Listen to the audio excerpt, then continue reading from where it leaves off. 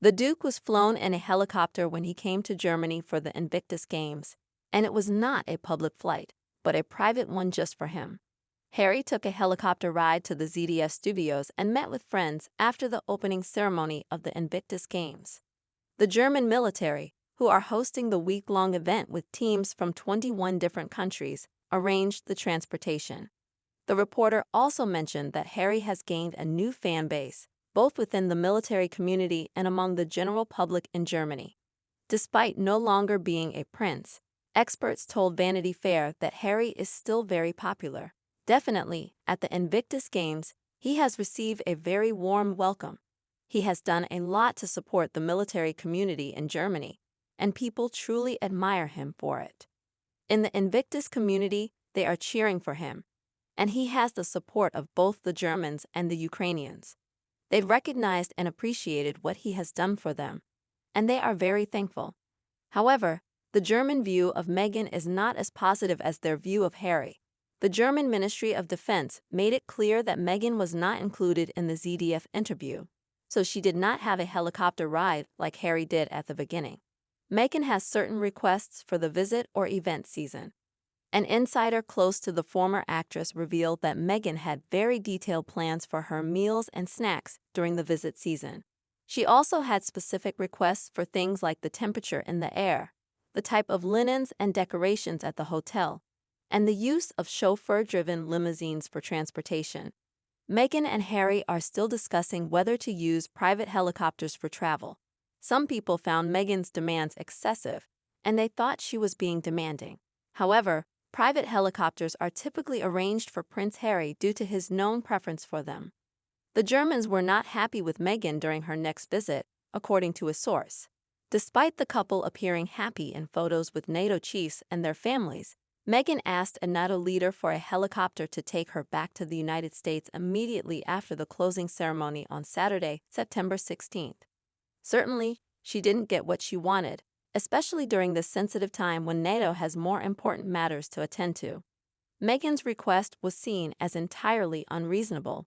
Do you recall when Prince Harry and Meghan Markle requested a ride home on Air Force One after Queen Elizabeth's funeral last September? The White House quickly rejected this request, with one source calling it an unrealistic idea. It would have created a lot of attention and could have caused tension with the palace and the new king. Another source mentioned that President Biden and his team had already used the presidential aircraft to attend the late Queen's funeral and had also attended a reception hosted by King Charles for world leaders and foreign royals before the service on September 19, 2022. Harry and Meghan were initially invited to this reception, but were later uninvited when they were informed that it was intended for working members of the royal family only. An other-side royal author Tom Bower, known for his frank opinions about the British monarchy, didn't hesitate to share his views on the Duke and Duchess of Sussex. He criticized what he sees as their desperate attempts to improve their unusual public image. Bower's candid remarks were made during an interview with GB News, where he was very straightforward in his comments. According to Bower, the actions of Harry and Meghan are not only questionable but also quite distasteful. He expressed concerns about their use of the Invictus Games as a way to improve their image and, in his opinion, to promote themselves, especially when it seems that major media outlets have become less interested in their interviews. The seasoned royal expert analyzed several recent incidents involving the couple, beginning with Prince Harry's public confrontation with the media, where he criticized what he saw as their insufficient support for Afghan victims. He didn't end his analysis there. He also discussed Prince Harry's controversial entrance into St. George Chapel on the anniversary of Queen Elizabeth's death. This action received mixed reactions from both the public and the media. One of the major points of criticism revolved around Prince Harry and Meghan Markle's participation in the Invictus Games, an event known for honoring the courage and fortitude of injured veterans. Bower strongly criticized what he saw as the couple's use of this event for their own benefit, accusing them of trying to gain attention and a platform when they seemingly don't have other avenues to do so. Bower expressed his frustration at what he saw as a form of extreme media manipulation, condemning the actions of the Duke and Duchess of Sussex as absurd and unpleasant. In his opinion, they are now seen as imposters, and their use of the Invictus Games for self-promotion reflects their desperation. However, Bauer made it clear that he differentiates between the value of the Invictus Games itself and how it's being used. He praised the event's excellent concept and efficient organization, giving credit to the organizers and participants.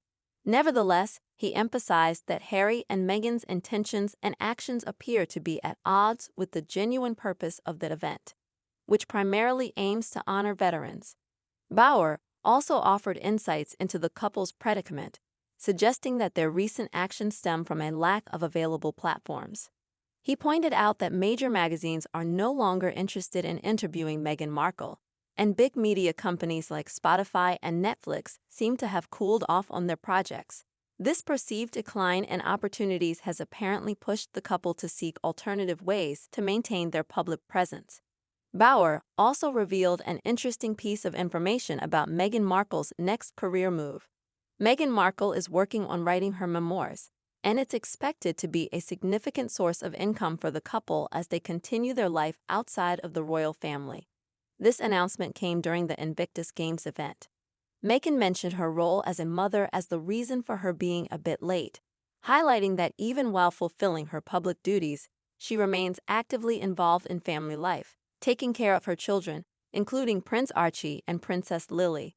This glimpse into her personal life is quite different from the carefully planned and controlled public appearances typically associated with the royal family.